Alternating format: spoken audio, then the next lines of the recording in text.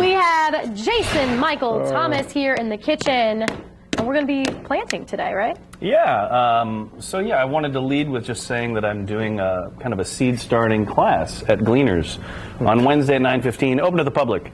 So if you guys need to figure out more information on where that is, check out my Instagram, which is easy to find, Jason Michael Thomas. But the thing that we're doing today is we're going to talk about the things that you need to understand to grow plants, and talk a little bit about growing them indoors as well. And more and more people are doing this, aren't they? I think so, and I think it's a really empowering and natural thing to kind of be more a part of nature, right, and to learn to respect nature. Yeah. So yeah, it's a lot of fun, and it's pretty easy to get started. There's a lot of skills to learn along the way, but the first things we're going to talk about are soil and water. Soil, you want to get a good quality starting soil. I buy this at Menards, honestly. I mean, I get it at the big box stores, and it comes in a big package, and it's not very expensive. Is it just regular topsoil? Yeah, it's called starting or potting mix. Organic? That's what it's called often, yes. Yeah. Yes, this brand is. And then we want to, you can see that there's not much in it. People do sometimes just, take a shovel and use some of the dirt out of their yard, and that's not a terrible thing to do. But a lot of times there are, little microbes in it that might hurt your plants. Mm-hmm. Some people even take that soil and they will bake it in the oven to sterilize it, and then they use it. So there's a lot of ways. If you're on a budget, you can always ask me a question online or whatever if you're curious about that. I do love following you on Instagram. You're so passionate about what you do. And I think if there's any benefit to inflation and how expensive everything is, this is inspiring a lot of people to go ahead and just grow their own stuff. Yeah, it's really fun. And it's funny, I tell people that I started 17 years ago. So I've had an urban farm for 17 years. And it took me a long time to figure out all the skills that I now have. Overnight success. Yeah, 17 years to become the overnight success. But yeah, and it really is something where I really don't have to go to the grocery store much, especially since I'm at the farmers markets where I buy really high quality stuff from my friends that are also there.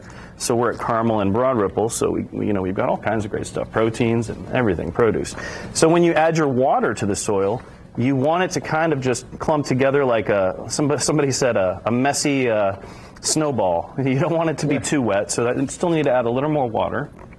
Do you throw fertilizer in there too eventually, or? That's one of the things that's really good about getting a quality topsoil, because some of them have even like mushroom mycelium in them, and they usually have a lot of nutrients to get you going at the beginning. But yeah, once your plants grow a little more, you do want to fertilize them from time to time. Sure. So, and there's really a great deal of awesome videos online that you can learn how to make your own fertilizer with stuff that's it's crazy. Just if you got a rice, you can make a nice little rice fertilizer. So you see how this is nice clumpy together, but it's holding together but not soaking wet.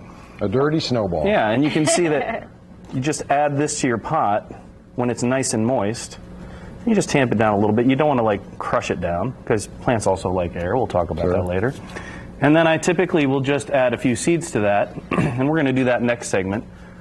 But if you look at these, for example, this one, I planted 4 seeds in this one, and we'll look at what you have. They don't all always sprout, but you see these 4 little pretty plants. And then I've figured out that doing 4 in a pot makes it a lot easier. But when we go to plant, we'll just separate these and stick them in the ground outside. Now, if you're going to grow them indoors, you are going to need some lights or a really sunny window, or maybe a porch, an outdoor porch, or find a neighbor. I mean, they have to have sunlight or some artificial form of light. Yeah, tomatoes, especially to fruit, will need, a solid 8 hours of sunlight or some good grow lights. Yeah. Okay. So, but yeah, we'll talk more about that in the next segment too. But that's sort of where we're at on this stuff. We grow so many different things on the farm. I mean, if you want to try something, this is just, anybody recognize this one? Carrots. It's actually cilantro. Oh, and then this is a fun one. Lavender. Lavender. And lavender is a fun herb that a lot of people don't get to use very often. Okay. And then next segment we're going to do light and air. We're going to talk about light and air and how important those things are when you're starting seeds. Yeah. And this is a fun activity to do with your kids. I keep thinking about how Alan would be stoked to be playing in this dirt right now. Absolutely, yeah. And we'll talk about that. Maybe we can get some help up here planting a couple of these next